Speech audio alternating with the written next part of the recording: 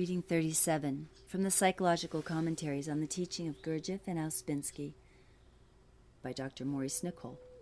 Birdlip, September 16, 1944.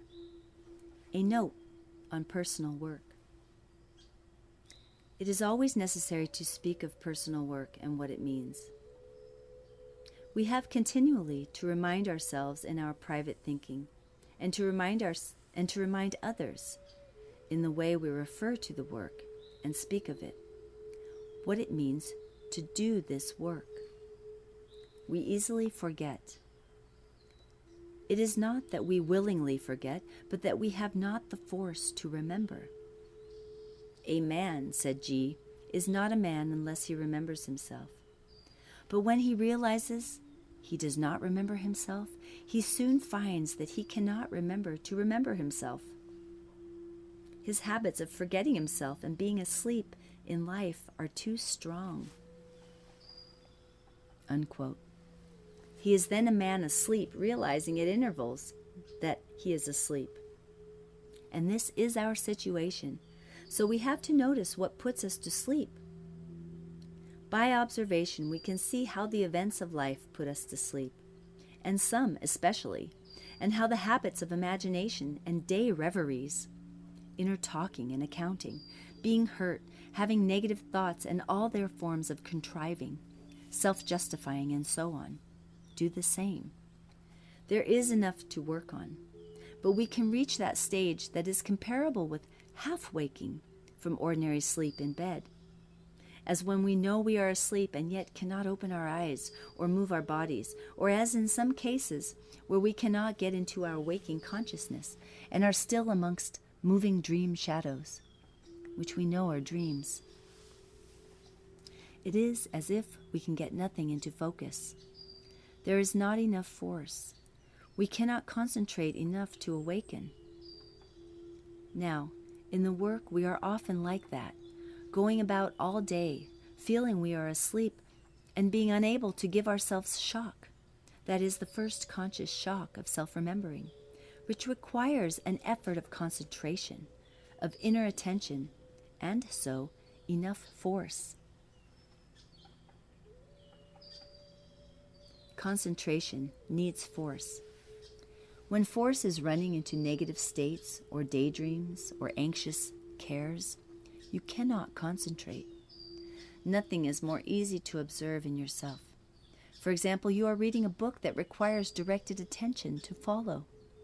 A sound outside reminds you of something that made you negative yesterday.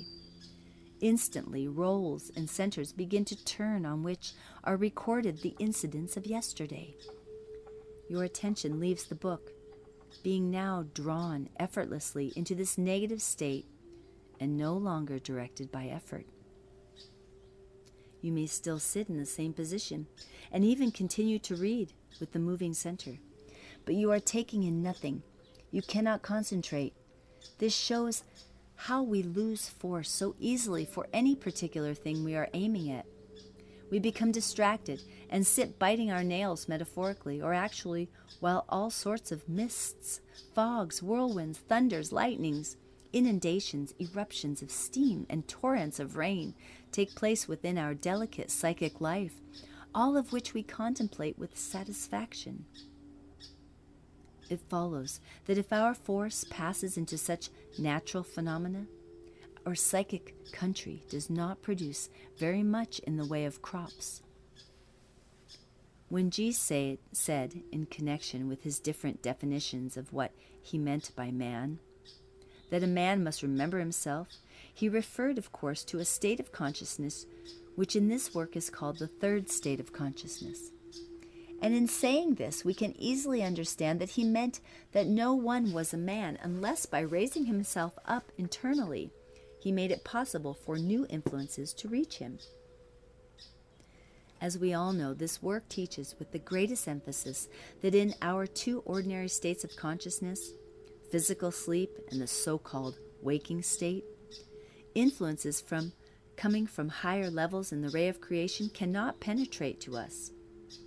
Our ordinary so-called waking state, with all its cares and anxieties, with all its innumerable forms of identifying, with all its negative states, and with all its totally erroneous outlooks and wrong ways of taking the ever-recurring series of typical events to which we are all exposed every moment, cuts us off completely from the influences coming from higher centers. It has often seemed to me that the idea that we have higher centers that have a far greater knowledge and understanding than we have is not enough reflected upon. The work teaches that there are in us, fully developed, 2 higher centers that are sending their influences down on us continuously, only we cannot hear them. The centers communicate with influences coming from higher levels. The object of the work is to cleanse our lower centers, to clear them out, to open their windows so that they can begin to transmit these ideas and directions coming from higher centers. Now, at our ordinary level of development, at our level of being, which is such that we cannot hear, cannot even receive these higher influences, it is necessary to practice self-remembering as far as we can and when we can, because it is only at this level of consciousness, called the level of self-remembering, or self-consciousness, or self-awareness, that we can receive them. We begin by hearing them dimly, and usually as new kinds of feelings, new kinds of emotions and thoughts and insights. It would be a great mistake to think that our emotional center, as it is now, is developed. Our emotional center, as it is now, is a very poor and inadequate, and in fact dangerous instrument. It is largely governed by negative emotions. And the tragedy is that with this poor, inadequate emotional center that we possess, we imagine we can love. So we blunder along in life with this wretched instrument, not realizing that our apparatus is in a hopeless condition for any fulfillment of what we really want. And the result is that we become engulfed in a continual mass of perplexed half-thoughts, half-feelings, half-imaginations, and disappointments, and so on, that make up our own inner psychic life. Now, the work says that we must lift ourselves out of this dark state by acts of self-remembering, and this, as was said above, requires force. It requires some power of concentration, of attention, and you will never have this power if you let your force run into this inner chaos, this continual procession of mechanical associations, this stream of images, this formless vagueness that is really our inner state. The work says that we must, at intervals, gather ourselves up inside and, as it were, stand on all this shifting mass and feel our individual existence and remember what we are aiming at and why we exist. This requires force, and if you will allow your force to be deflected and distracted at every moment by automatic associations, by random thoughts, by the shifting scene of external life, you will never have the force to remember yourself. The stream of things will carry you along. In all self-remembering, the person must remember the work and what it is about.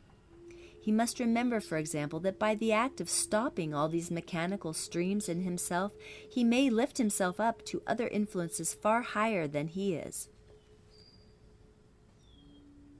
Unless you feel that the existence of higher centers is a possibility, you will not be able to do this. That is, unless you feel there is something beyond yourself and your poor little muddles in life, you will not be able to lift yourself up and, as it were, surrender yourself to something above you. Of course, if you really think that you yourself make your own thoughts, your own consciousness, your own physical life, if you ascribe everything to yourself, this act will be impossible. The reason is that you will not be able to concentrate force sufficiently or to have sufficient power of internal attention because you do not believe in what the work teaches and its possible help. If you do not believe in a thing, you have no force for it. If you do not believe in a thing, it is not important to you. You may give it lip service, and that is all. But if you believe it worthwhile, then the emotional evaluation will concentrate the force for it. In the illustration that I gave about reading a book and being distracted by a negative train of thought, the point is that if I value this book and the knowledge it contains, I will retain enough force not to identify with the train of negative emotion automatically set going by association. It will become unimportant to me in view of the importance of something else. I remember once saying to some of us, if you will make unimportant things important, how can you do this work? One of his meanings was that if you identify with unimportant things and so put a great deal of force into them, you will have no force for concentration and attention. Your force will continually be drawn into 1,001 activities. Everyone should make a real effort to remember himself or herself once a day at least, and this cannot be done in the running stream of things. No one can remember himself in the running stream of inner and outer events. There has to be a distinct action, a distinct stopping of everything, and a raising of oneself up to the whole idea of the work, to the idea of higher centers that are speaking the whole time, to the whole idea of esoteric teaching throughout the ages, which has always spoken and is always speaking of the existence of these higher influences with which man can come in contact. Man has been created to come in contact with these higher influences, and in regard to them he has hitherto missed the mark. And so, in the literal meaning of the term, he has sinned, because the word sin in the Gospels means to miss the mark, and the Gospels contain wonderful fragments bearing on esoteric teaching. And in this connection, remember that this work was defined by G as the esoteric side of the Gospels. Now please all remember that you have to do this work fresh every day. Every day it is necessary to make yourself conscious of the work internally, to be aware of it, to think of it, to try to remember any small aim you have, and to try to get what the day will teach. You will remember that the children of Israel were fed by manna from heaven and were told not to keep it to the next day. So do not think that because you understood something yesterday, you will always remember it. Everything is changing, but the work remains the same. Once you have a point in the work, and that means roughly a small center of gravity, you will then know it presents itself differently every day, like a wheel of turning meaning. Do not think that because you understand something, do not think that because you understood something last week, it will remain always the same. On the contrary, all understanding grows because the work is life, and life must grow. So you will find that your understanding keeps on changing as the life of the work grows in you, and yet it is always the same thing. When you begin to get force from the work through your evaluation of it, you must remember that it requires care. You may for days be unable to make proper effort, yet, as it was said, you know you are in some intermediary state. If you notice, if you have gone far enough, you are being tempted. Negative eyes, violent eyes, rude eyes, contemptuous eyes that do not wish to work are trying to beat down your feeling of the work. These periods are in fact very interesting if you will observe them, and if you have a certain power of noticing by inner taste negative eyes. If you will keep a certain integrity in yourself and make an effort at the right moment, or at least not let yourself be overcome, you will find that after a time this intermediate state passes, and you will feel the work again, but in a new form. Some people always stick here, but you must remember that in passing from one state to another, even in the smallest degree, there is an interval or gap between each state or level. And here you are bound to have doubts and inner distress. I advise here one thing only. If your doubts and distress are connected with anyone external, you will never pass this interval. You have to see in some way that the trouble is really in yourself and is due to buffers, attitudes, habits of mind, etc. The work is about change of being. Change of being is change of yourself. It is you yourself that has to be pulled through the sieve so that certain things are left behind. When one comes even on the smallest scale to this sieve, the trouble always seems to be outside. Then you lose your force in negative states, self-justifying, self-pity. Now, suppose you have no real experience in self-observation and have not done any preliminary sincere work in this respect. What will happen? The interesting state that you are in, which might lead to a new state or level, will lead back again because you have not given your own authority to yourself in overcoming this state of temptation, so to speak. I mean, you have forgotten that you are working on yourself. You may be dreaming you are working, just as you dream you are jumping over hurdles. But when you come to a real hurdle, you do not see what it means and are merely offended. You instantly identify with everything in yourself, with all your negative eyes. You forget to give any authority to your work eyes. You do not see you are up against a real situation, a real hurdle, that can only be passed over by actual work on oneself, against eyes that are trying to keep you back.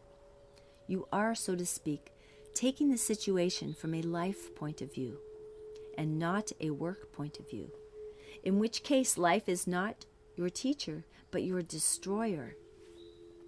Life only becomes your teacher when you take it from a work point of view.